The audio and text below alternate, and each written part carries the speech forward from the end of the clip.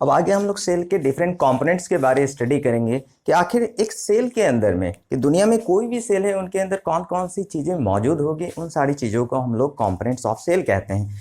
कि अगर दुनिया के किसी भी सेल को देखा जाए, इसके अंदर थ्री फंडामेंटल कंपोनेंट सभी सेल में पाए जाएंगे, कुछ एक्सेप्शंस को छोड़कर। जैसे फर्स्ट थिंग सेल मेम्ब्रेन। अगर हम एक इस स्ट्रक्चर को एक सेल माने तो सेल के चारों ओर एक प्रोटेक्टिव लेयर होगी, प्रोटेक्टिव कवर होगी, उस कवर को हम लोग कहते हैं सेल मेम्ब्रेन। दूसरी बात साइटोप्लाज्म। What is cytoplasm?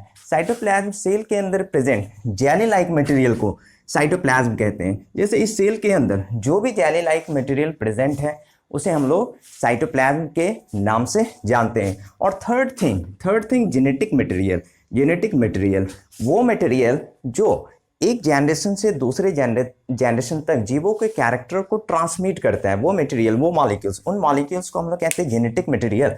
अब एक एक पार्ट को पढ़ते हैं कि सबसे पहले सेल मेम्ब्रेन, कि सेल की जो प्रोटेक्टिव लेयर है वो आखिर किससे मिलकर बनी है। तो सेल मेम्ब्रेन इन चार मेन कंपोनेंट से मिलकर बनी हुई है। पहली कंपोनेंट कि फॉस्फोलिपिड एक मॉलिक्यूल है जिसमें एक पार्ट फॉस्फेट ग्रुप का होता है और दूसरा पार्ट लिपिड का होता है।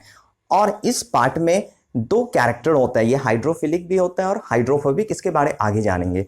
तो फॉस्फोलिपिड का बाय लेयर होता है, सेल मेम्ब्रेन में फॉस्फोलिपिड का बाय लेयर होता है, इस तरीके का लेयर। ये फॉस्फोलिपिड मॉलिक्यूल है, इसका डबल लेयर होता है।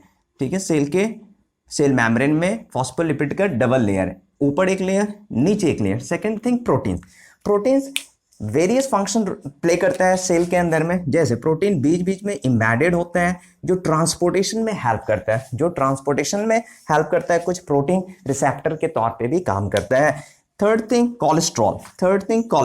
कोलेस्ट्रॉल सेल मेम्ब्रेन के बीच में मौजूद होता है, बीच बीच में कोलेस्ट्रॉल फिट होता है जो सेल मेम्ब्रेन को रिजिडिटी प्रोवाइड करता है, एक टफ स्ट्रक्चर प्रोवाइड करता है। And last component other molecule में जैसे फॉस्फोलिपिड, लिपोप्रोटीन etc, जिसका अदर रोल भी है जिसको आगे हम लोग स्टडी करेंगे।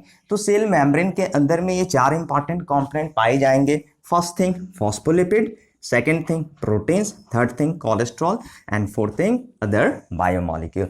और अब बात करें हम जब साइटोप्लाज्म की, तो साइटोप्लाज्म सेल के अंदर मौजूद जेली लाइक मटेरियल को कहते हैं।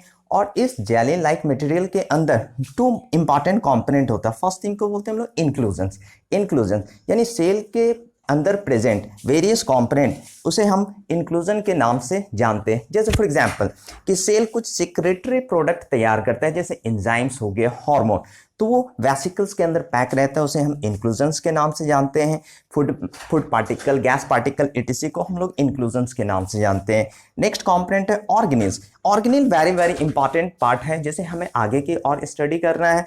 ऑर्गेनीज सेल के उन पार्ट्स को कहते हैं जो सेल के अंदर एक फंक्शनल पार्ट है, जो सेल के अंदर प्रेजेंट होता है और सेल के वेरियस फंक्शंस को रेगुलेट करता है, जैसे माइटोकॉन्ड्रिया हो गया, जैसे एंडोप्लाज्मिक रेटिकुलम हो गया। इन सारे पार्ट को आगे हम लोग डिटेल से स्टडी करेंगे। और जेनेटिक मटेरियल में दो इंपॉर्टेंट मटेरियल है, डीएनए एंड आरएनए। अगर हम बात करें डीएनए की, तो डीएनए जो प्राइमरी मॉलिक्यूल है जो जेनेटिक मटेरियल के तौर पर जीवों में पाया जाता है, लेकिन कुछ जीवों में आरएनए भी जेनेटिक मटेरियल के तौर पे पाया जाता है।